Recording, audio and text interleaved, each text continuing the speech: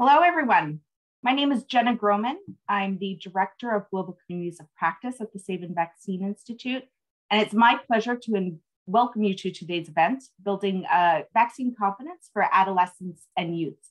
We have a really exciting session lined up today. We'll hear from a panel of experts who will share some of the recent research they've done, and then go into a discussion of how we can best meet the needs and reach adolescents and youth for this purpose. As we give everyone a moment to join, please share your name, your organization, and where you're joining from in the chat. During today's session, we encourage you to share questions for the panelists using the Q&A button. And please also take advantage of the chat feature to ask follow-up questions and also engage with other attendees on the call. This session today is part of the Insights Dialogue Project, which is an initiative of the Alliance for Advancing Health Online. The Sabin Vaccine Institute and the Bay Area Global Health Alliance are partnering to support the Alliance for Advancing Health Online in its mission to advance public understanding of how social media and digital engagement can be leveraged to improve the health of communities around the world. And currently, we're looking specifically at driving vaccine uptake. Insights Dialogue is advancing this mission through really three pillars.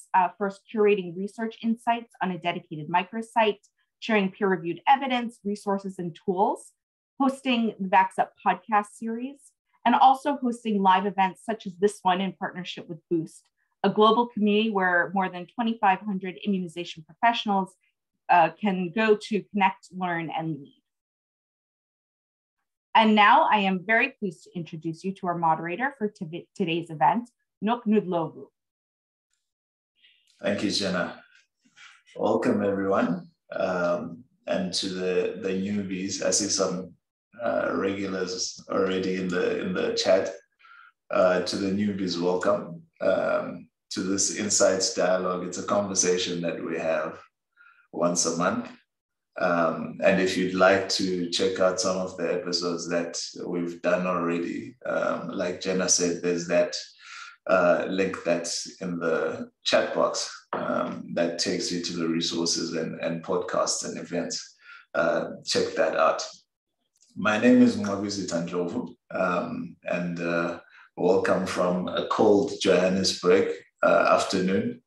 We've got a great panel for you that we've assembled, and I'll introduce them shortly.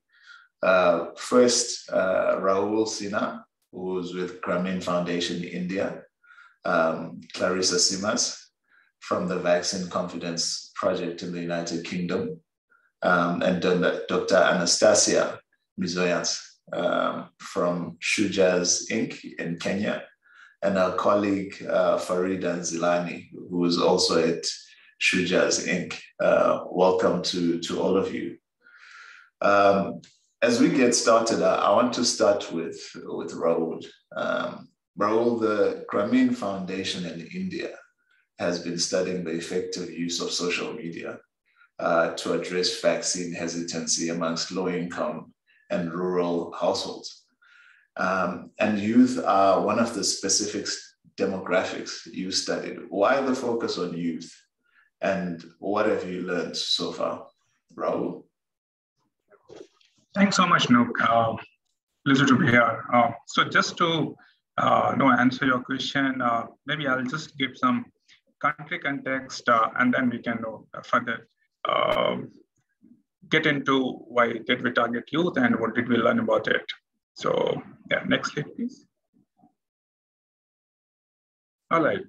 So India is one of the youngest country in the world, and in the recent decade has boosted about its demographic dividend, which comprises of about 50% of the people between 10 to 34 years of age. So that probably puts the whole context why such a huge focus in youth, specifically in India.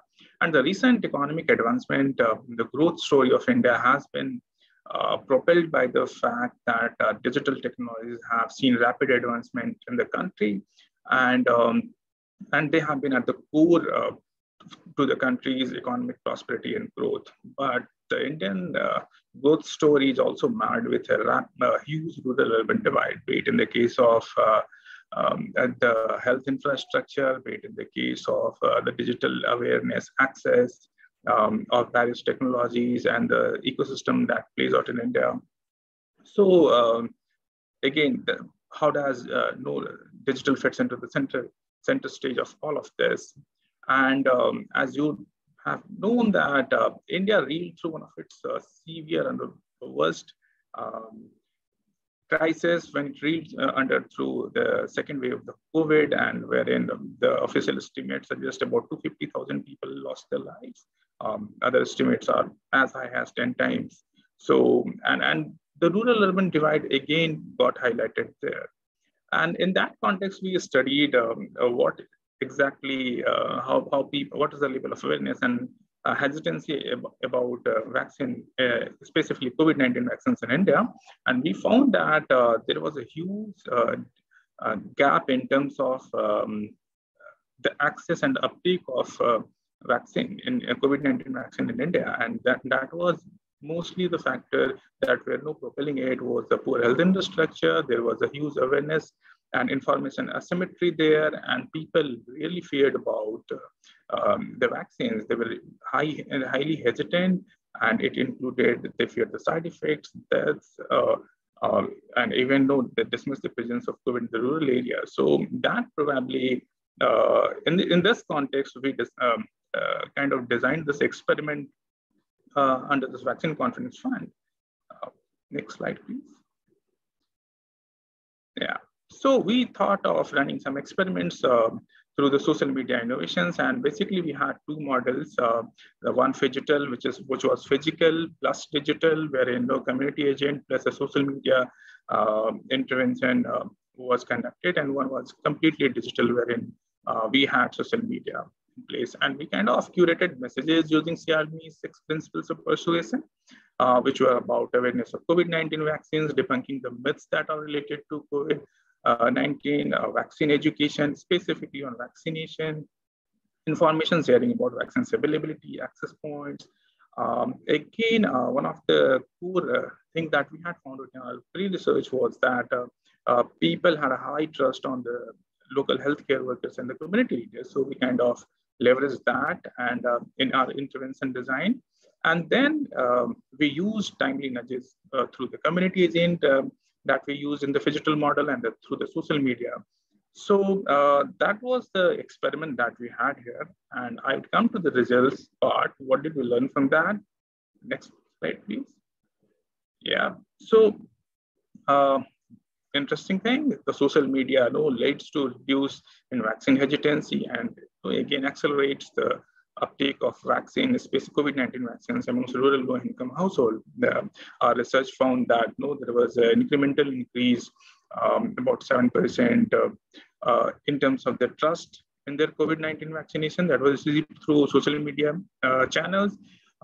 People had a higher uptake of COVID-19 vaccines, and again, they had a reduced hesitancy. So in terms of, we also compared and contrasted both the models, the digital versus phygital, and we came across that the digital is one which is more effective, as it had increment, it performed better than the phygital model.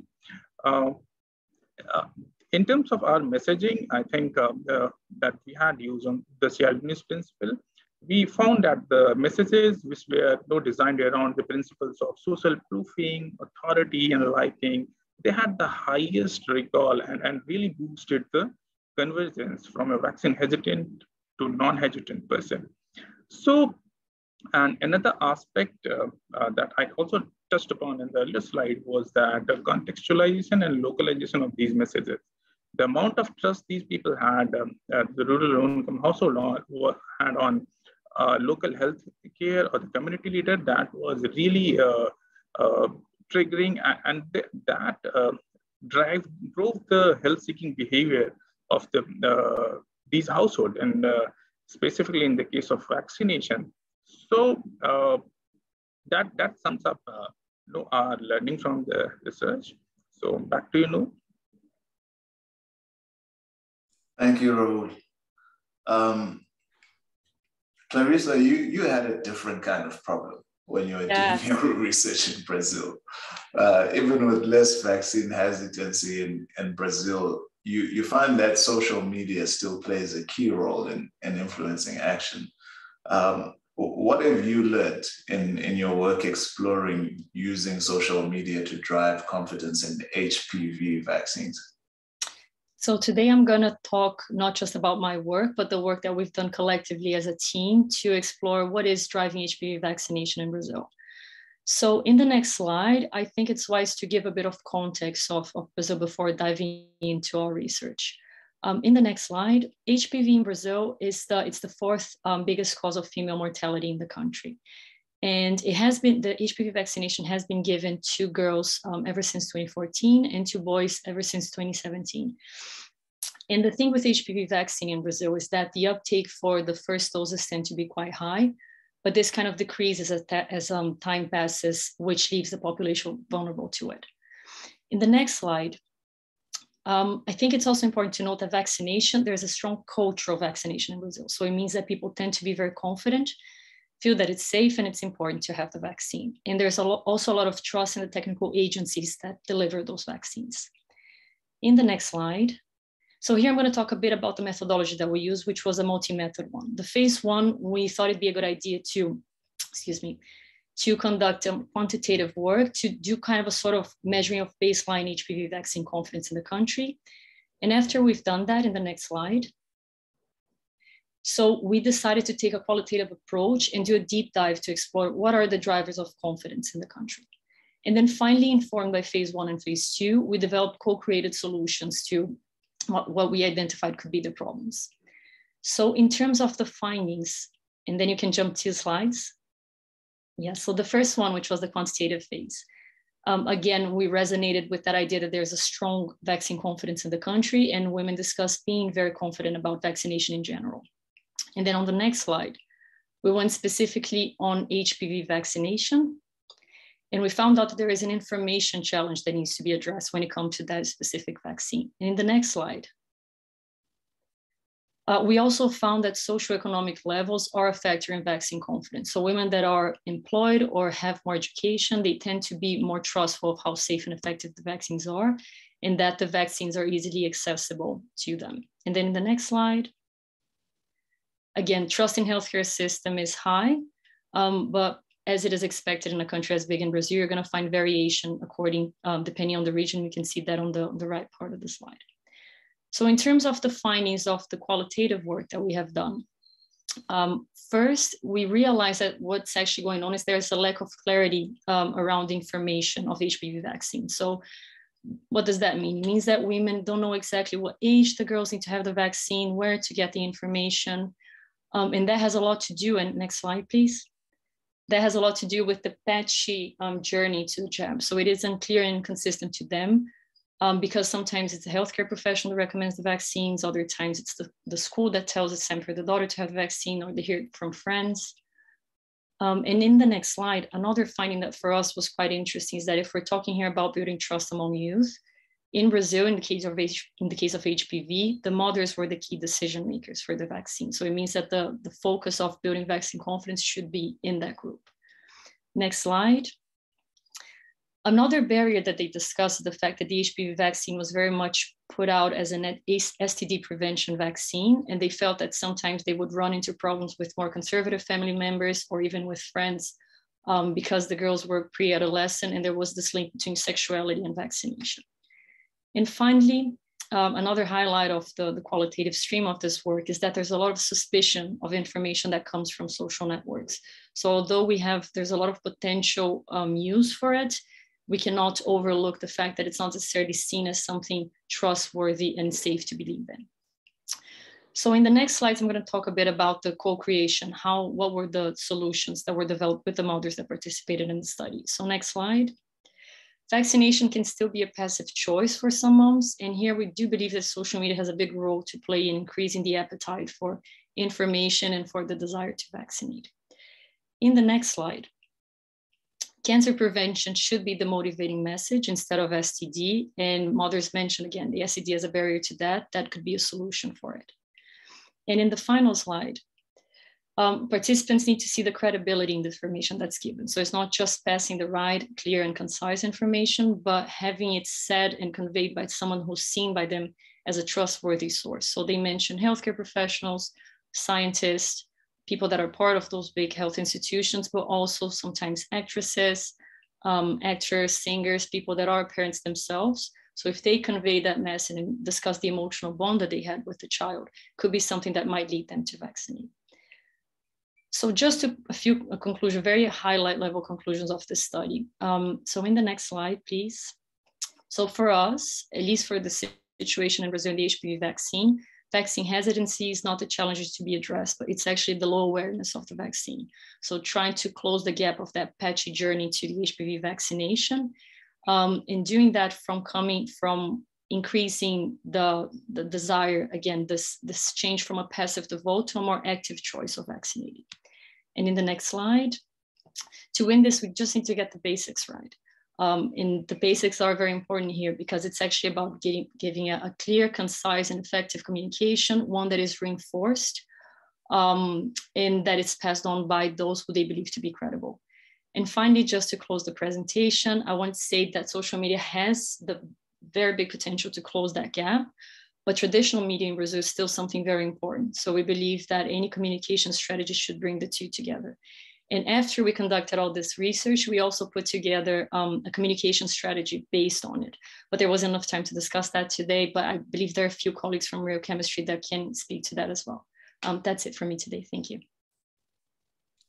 Thanks, Clarissa. That combination of social media and traditional media approaches, I think, is key in something that Farida and Anastasia were doing.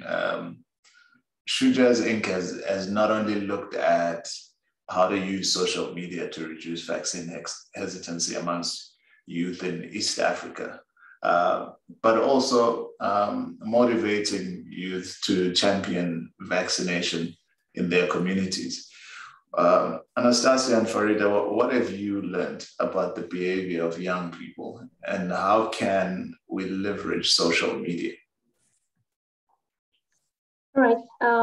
So essentially, from the Shuja's Inc. point of view, from the month of November up until March, the beginning of March, we ran a campaign that was really essentially about using young people to have conversations and to mobilize them to take up COVID-19 vaccine. And then at the same time, just encouraging them to have those conversations with their peers and their elders as well. And I'm just going to talk about how we did it and some of the things that we learned. Next slide.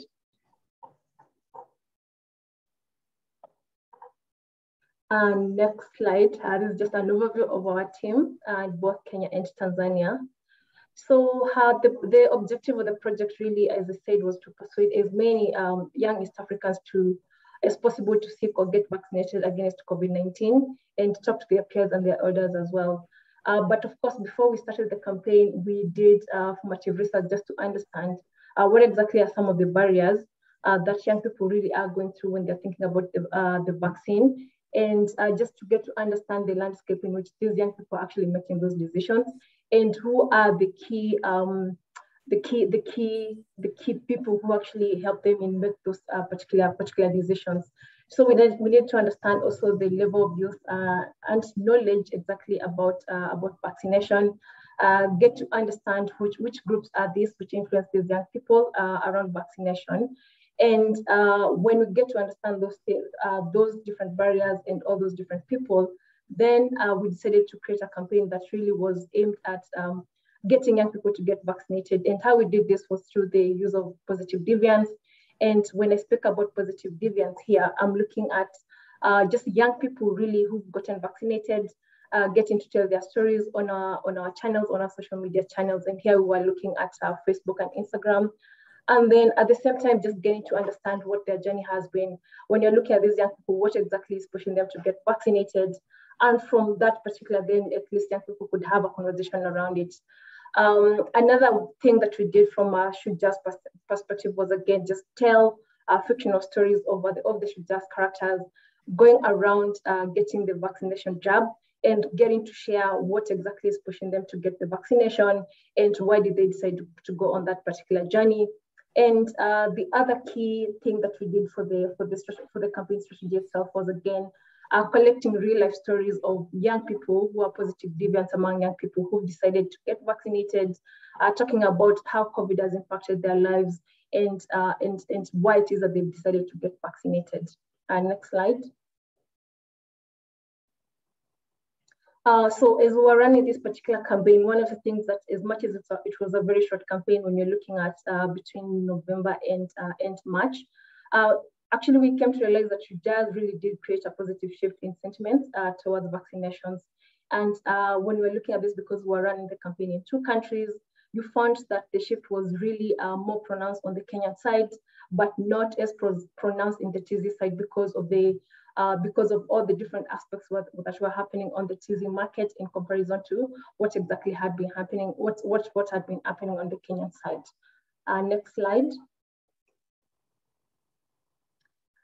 So yes, here again, we're just looking at how the audience interacted with the campaign. And at least half of the Shujaz audience in both countries, and this is around 2 million young people across East Africa, were able to recall this particular campaign. The hashtag that we were running with was Linda Farm in Kenya and White Chanjo on the TZ, on the Tanzanian aspect. And there were really a lot of dynamic conversations on vaccinations, especially when you're looking at our Facebook pages, both in Kenya and Tanzania.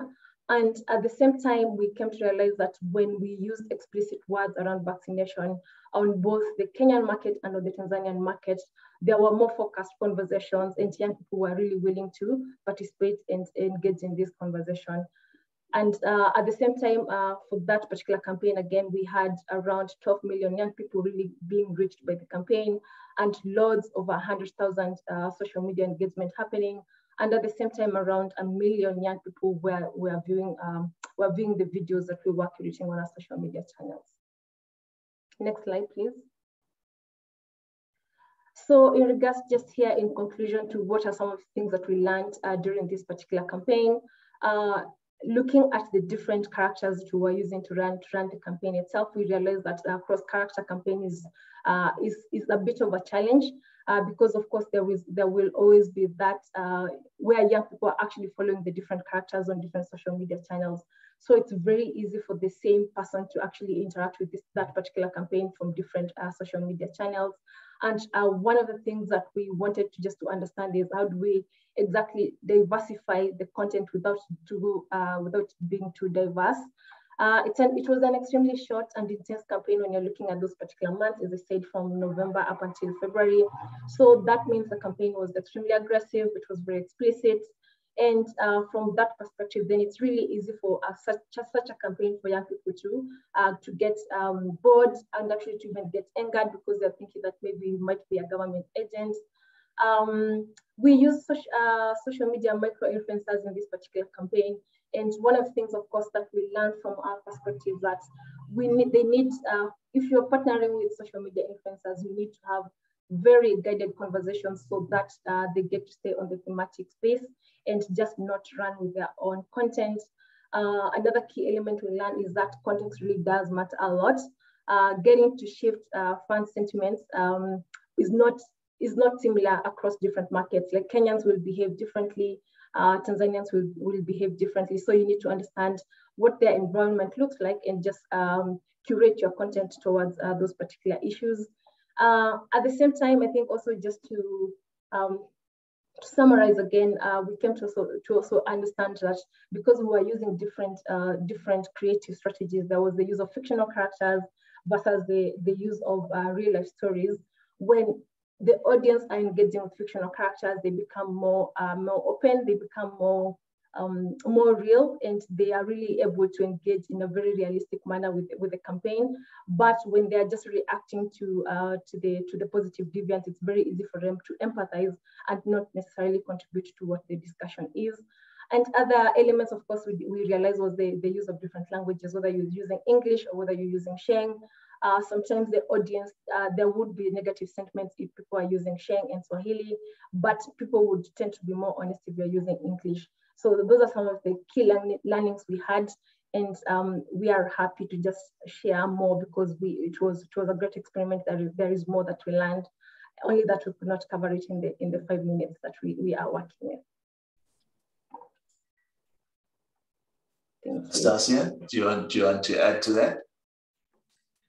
Maybe just a couple of sentences. So this was definitely a great experiment, and we ran it into different countries, Tanzania and Kenya, as Farida explained. We used very similar tactics, but we got very different results. So that led us to really understand how much the context matter. And it's really important because what we tend to default on, we always say, well, young people don't pay attention to what the government says. Young people don't pay attention to the environment. But in fact, they do, and it affects their decisions quite a lot. So it's really important to know the bigger context before actually engaging young people.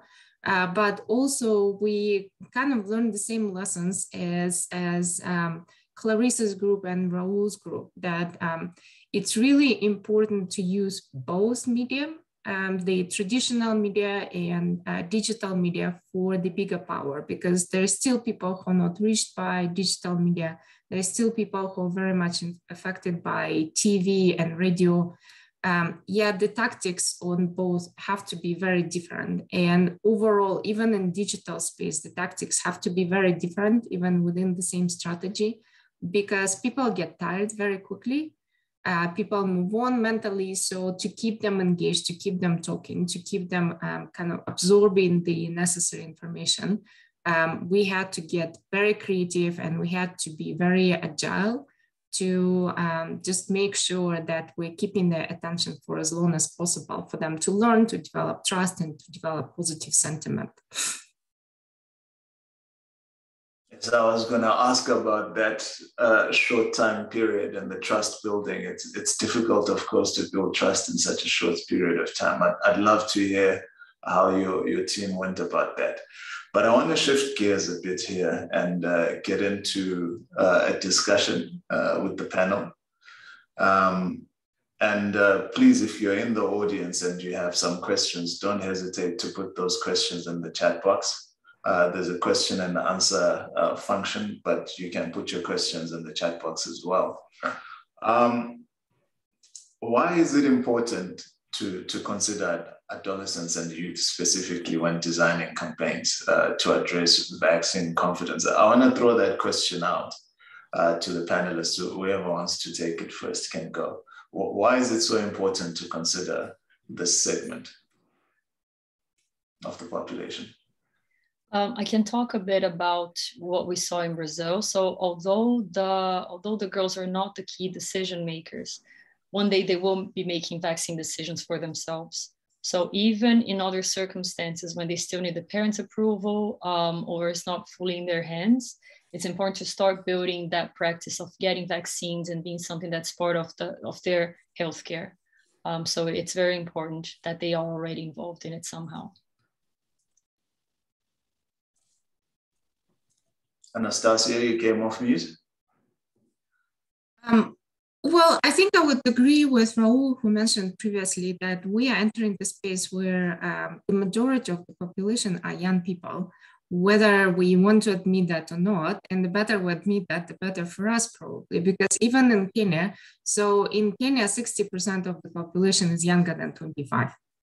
If we don't engage them, then we are kind of letting 60% of the population find their own resources, make their own decisions in the space, as Clarissa said, where there is a lot of misinformation, disinformation, intentional throwing of information that's irrelevant or even harmful. And what we've seen with young people previously, when we did our studies on myth and misinformation, they would pick things that explain their vices. In COVID, right? If you let young people just choose what they choose, not necessarily that they're not smart, they're too smart for their own good. That's why we really like to work with young people. So everything we do at Sujaz is youth-driven. Our team is very young, as you've seen on the picture, very close to our audience. Our audience is very heavily involved in everything that we're doing. That's kind of the key to our success and the trust that the audience have. So using that tricks, but using those tricks for positive outcomes. And that's really important because as outsiders, researchers would rarely understand what's going on with young people. We have to work together. Researchers with their experience, young people with their own understanding of lives and experiences. But relying on what young people think, believe, what they do is really, really important because there are many of them and they know each other much better than we ever will. They're also very creative. Raul, your thoughts? Yeah, so picking up from what Anastasia said, I think in India also we found, I think I talked about the demographic dividend and the socioeconomic aspects of it, but we also found that a lot of youth uprightly dismissed the presence of COVID in rural areas. And for sure, this was arising from the misinformation or the disinformation that they had. So we need to arrest that slide right at when it is, just at its essence. So that's why probably targeting youth is an adolescent is specifically crucial. And our learnings from the field also suggest that it is pretty much doable because they are the one which are easily can be converted into a vaccine. Non-hesitant person, our results also found trends on that. So and the factors that we know, I think I pick up from a few of the presentations that were shared earlier. So the messages which had the elements of liking, which had the elements of authority in it. So they were pretty eager and appreciative of the messages, those messages. So that's why I think it is pretty much crucial to target youth and adolescent. And in your engagements, how do young people prefer to access information about vaccines in the communities that you've studied? I know, Raul, some of the research you did was in the last mile kind of spaces. How can social media be used to ensure that young people have access to information needed to help increase vaccine confidence? Raul, and then I'll go to Clarissa. All right. So apart from the deep penetration of the digital technology and the social media in India, there is also a digital divide that exists. And therein comes into the play, be it the role of traditional media as well as a phygital model where you have a community agent or say local healthcare worker. So that can be leveraged. One thing that pretty stood out was their belief and faith in the local healthcare worker for any health-related messaging or driving their health decision-making around any health-seeking behavior. So that is for sure one crucial aspect that needs to be considered whenever we design, either through an experiment, either through a social media channel or through a traditional media channel. And I think the way a youth, there is also incremental, probably they have a slightly better off in a sense that in terms of their digital literacy and also the access. So therein social media comes into the play and the larger role that it has when it is specifically focusing on the youth and adolescent category. Clarissa? So I think what the message that comes from Brazil is that although social media has a great power to help and close the gap of vaccine confidence that we have, but also that although misinformation is a huge problem, many times actually, people are very critical of what they're reading online. And that goes line, what I'm gonna say goes line in line with the literature on trust, is that the trust in information is always nested. So it's not just putting information there on social media, but making sure that it's communicated and conveyed by those who are perceived as credible and trustworthy sources. And this was something that was shown in the findings of our research. So I think it has a great potential, but it needs to be looked at carefully just to make sure that we have the right communications approaches happening. Farida, how important are peers? And there's, you called them, I think, micro-influencers as a source of information. I think the one thing that we actually realized on the Kenyan market and also the Tanzanian market really, peers really do play a huge role. And any campaign that is being run and it's a purely information-based type of a campaign, and it seems to be coming from the government, definitely that is where the level of mistrust really does come across. However, we realize that really young people really do care about what their peers think about them, what their peers are saying, and they really do play a huge role in how they make decisions. And then I think that is actually one of the things, because we realize that the telling of stories of peers, that I am this person, this age, from this particular area, and I've decided to get vaccinated. Then another person seeing that from a social media perspective, say, if my peer is doing this, then I should also be able to do this. So there is a lot of influence within that. And when it comes now to the social media influencers, I would say social media influencers really do have the power to rally the masses. But do they have the power to actually get people to that last mile to say, I am actually going to get vaccinated, and for them to actually get vaccinated? There is a huge disconnect in that. And in regards to, and this is in the fact that some micro-influencers really, as we know, social media influencers, 1 minute they will be talking about one thing, the next minute they will be talking about another thing. So it's very, very important for you, the social media influencers that you're going to work with, to verify what do they care about, what are they passionate about, how do your audience perceive them. And then now if you actually do that and you verify, then you can actually decide, I'm going to work with particular influencers and not others. So yeah, those are some of the things that we actually realize as we run these experiments. And Anastasia, authority figures in Tanzania and trust. Did you find that young people trust authority figures when they disseminated this information? I'm talking about government and other players. So I think Tanzania is a special case, right? And that's what we learned when we started, when we did our formative study in Tanzania. I don't know how closely you follow East Africa, but basically in Tanzania, there was no COVID until the president passed away from COVID, right? So for the first year, basically the government took a very strong stand that Tanzania wasn't affected by COVID. And in fact, the country remained open for tourists, for business trips and everything throughout the peak of the pandemic. What happened after that, when the new president came on board, it didn't seem like the right decision in the midst of, again, ongoing pandemic to just condemn the previous government and say, well, they did something wrong. So they didn't want to cause turmoil. And as a result, they didn't take a strong stand on that. So until now, it's not clear whether there was pandemic in Tanzania or not. And if there was none, then why would people even go for vaccination?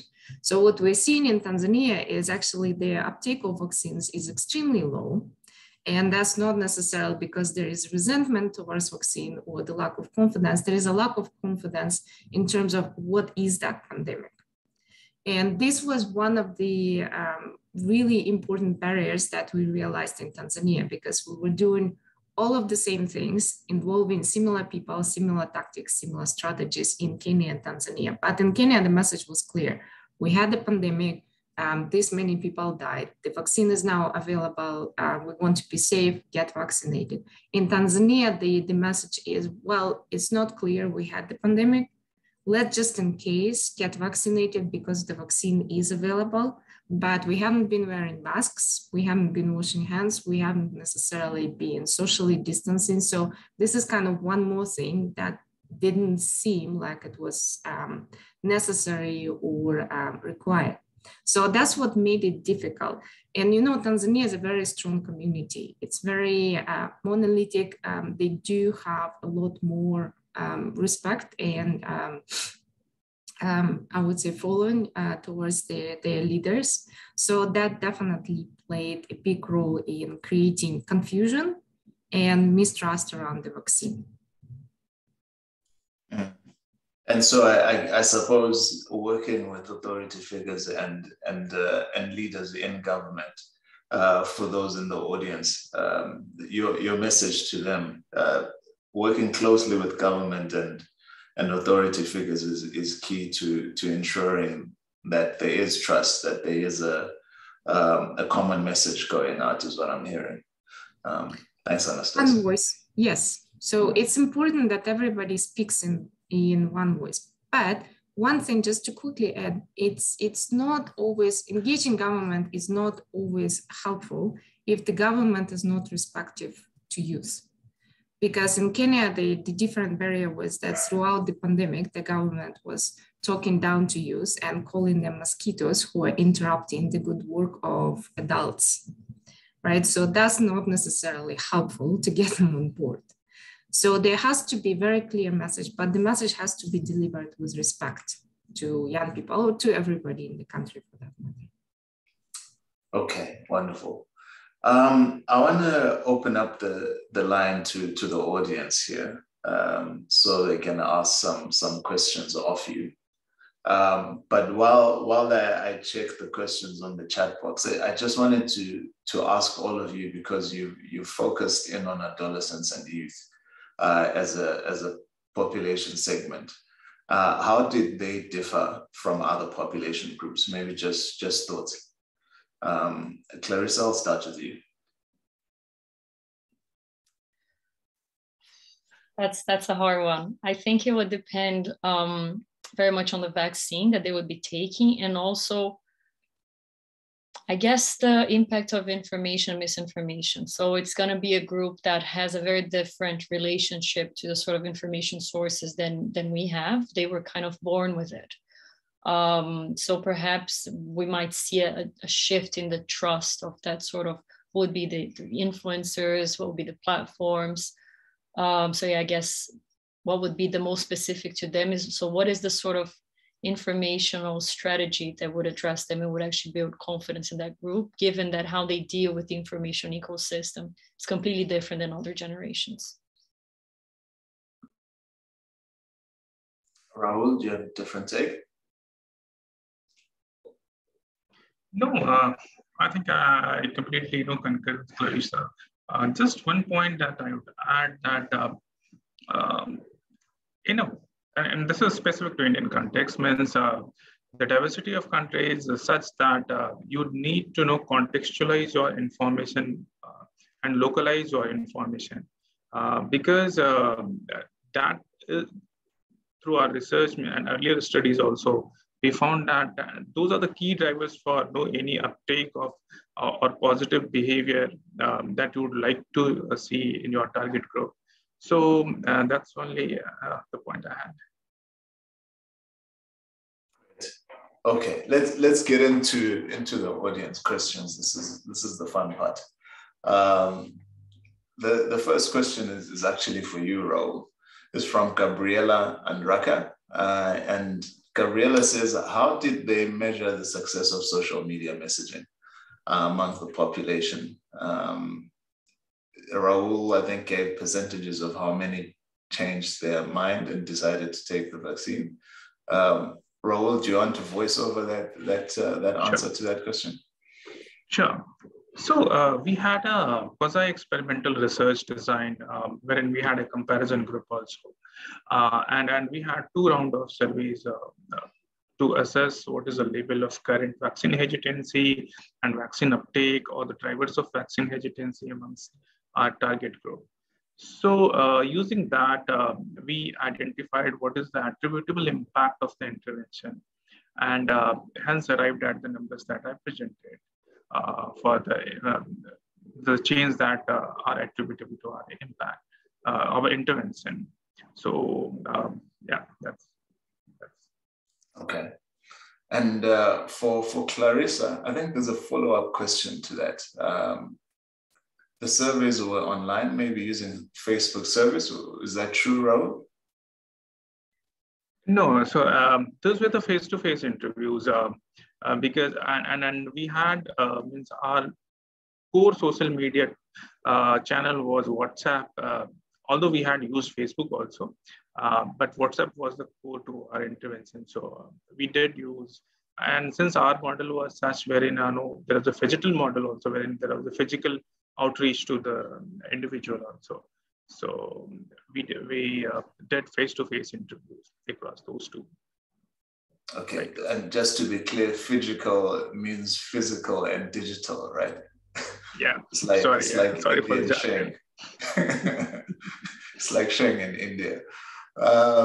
Clarissa, Adrian says, did the study on HPV vaccination look into the knowledge and confidence of LGBTQ adolescents? Yeah, no, I answered that in the chat. No, so we focused on mothers who had daughters that were eligible for the vaccine, regardless of the sexual orientation of the daughters. Okay. Austin answered there. And for Farida, there's someone I think from Kenya was asking this question. Moses, why was English more preferred? Did you segment? If so, let's know how language played along different segments in relation to your key outcome. So actually, the language that we use to speak to our audience is Sheng, a mix of English and Swahili, and it's very contextualized according to different regions. And because that is the language we use with the individuals, we came to realize that sometimes the audience themselves actually would respond using English. Some of them would respond using pure Swahili, and others would respond using Sheng. And for the ones who are responding through English, actually, we are the ones who are more honest in their conversations and who are quite truthful. But now when it comes to the use of Sheng, there is a little bit of sarcasm that would be in there, and just the thematic element of the campaign would actually be lost. That is just some of the things that we had realized. Okay. Maybe I responded to that question in the chat. I think maybe the message didn't come through really quickly, really clearly, and we do apologize for that. But what we notice is that people use different languages for different purposes. Like they use English when they want to give you a socially acceptable answer. That's kind of the message there. When they switch to Swahili, that means they're becoming more honest. When they come to Sheng, this is where the true conversations happen. So for us, it was important to realize that we shouldn't be paying attention to what's happening in English because they're just telling us whatever they think we want to hear. We should be paying attention to what's happening to Sheng because that's their safe space, because adults don't understand it. So they're kind of coming to that safe space to have a real conversation. And that's where, as Sujats, we should be, and that's where we should play. That's fascinating. The use of language. Of course, it makes sense that a different population segment, like young people, have their own language to articulate some of these things, and that's it's very important to understand that going into conversation with them, of course. Bashir says most youth in northern Nigeria, Bashir's in Nigeria, are averse to vaccines in all forms. How do we advocate for safe buy-in of vaccines in this area? We've spoken here of COVID vaccines and HPV, but panelists, who would like to take this one? Sorry, can I just make a correction about something that's going on the chat? It's about cancer and vaccines. So just to reinforce that my presentation was about HPV vaccination, not COVID-19, and yeah, and it is aimed at preventing cervical cancer. So there is a vaccination that is actually against cancer. So just to make it clear. Great. Thanks for that clarification, Clarissa. So how do we help Bashir advocate for buy-in in vaccines in northern Nigeria for that youth population? Some lessons that you guys have learned. Farida? Yeah, I think actually it's very important just first of all to understand what are the motivating factors. I do remember on the East African side, we came to realize that protection of families, especially the elderly, was quite a motivating factor for young people to actually want to get vaccinated. Another key element that we also realized was that young people really who are in business, like entrepreneurs, really they want to protect themselves because they want to be able to move around, they want to be able to make money. And I would say it's just, first of all, just getting to understand what are the motivating factors for these young people, and then creating a campaign around those factors. Also, maybe to add to what Farida is saying, right, like in the situation with Tanzania and the government in Tanzania, from my previous experience in Nigeria, I know that northern Nigeria is quite a difficult area, right? And there are quite strong, I don't want to call them gatekeepers, but influencers. There is quite a strong influence among religious leaders.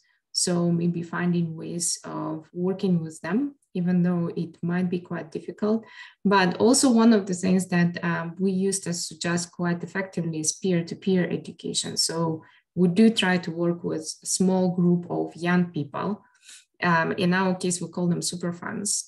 We have about 4,000 super funds in Kenya, about 2,000 in Tanzania. So these are the young people who are the champions of the some of the programming, and their engagement is especially effective in areas which have low internet penetration, low smartphone penetration, which would be probably the case for northern Nigeria. So working with young people to understand who are the influencers, who are the gatekeepers, what's kind of the genuine message in the context where they are making these decisions, and then working through young people as champions might be one of the opportunities. Wonderful. Thank you. We're at that point where we have to wrap up the conversation. And it's my pleasure to thank the panelists for joining us for this conversation around building vaccine confidence for adolescents and youth. I think the audience will agree with me that this has been an engaging and fun conversation, and I've personally learned a lot. That bit about language and trust still resonates with me. So thank you to Anastasia, to Clarissa, Raul, and Farida for making time to chat with us. If you still have more questions for them, I'm sure Jenna will tell you how to go about sharing those questions, and we'll try our best to get answers for you. And that's all from me. Jenna, over to you. Thank you, Nook. And I just want to echo your thanks to all of our panelists today. Really thrilled to hear all of your answers and discussion. And I know it's just added a lot to what the value that we've shared and what has been shared with the attendees and what they can take back to their own work as well, which is really exciting. So I also want to say thank you to all of our attendees today for joining and for asking your questions. As Nook said, we will be continuing to answer any questions that have been shared through the chat. So if we did not have time to get to yours today, we will follow up. This event, as we talked about, is part of a broader initiative. And so you can stay engaged with Insights Dialogue in a few ways. First, by joining the Insights Dialogue Learning Group in the Boost community to stay connected and informed of upcoming events. And I say that first because that is how you can get the additional responses to the questions that have been posed here today. So please join us on Boost and to continue today's discussion. And you can also, as we shared in the beginning, explore resources and research and tools at insightsdialogue.org to learn more about this subject matter. We'd love if you also take a moment to take our post-webinar survey to share feedback and help us shape future events. The link for that will be in the chat window. Before closing out today, I just wanted to flag two items. The first is we have heard from Anastasia and Farida about Shujaz Inc.'s really fantastic work in Kenya and Tanzania. The next Vax Up podcast will be focused on Shujaz's work and diving really deeply into the work they did and the lessons they've learned. So if you join the Boost Learning Group, you will get an update when that podcast is available for you all. So we hope you stay tuned and enjoy that as well. And then also, I just want to mention an event that's coming up just in about an hour, exemplars in vaccine delivery.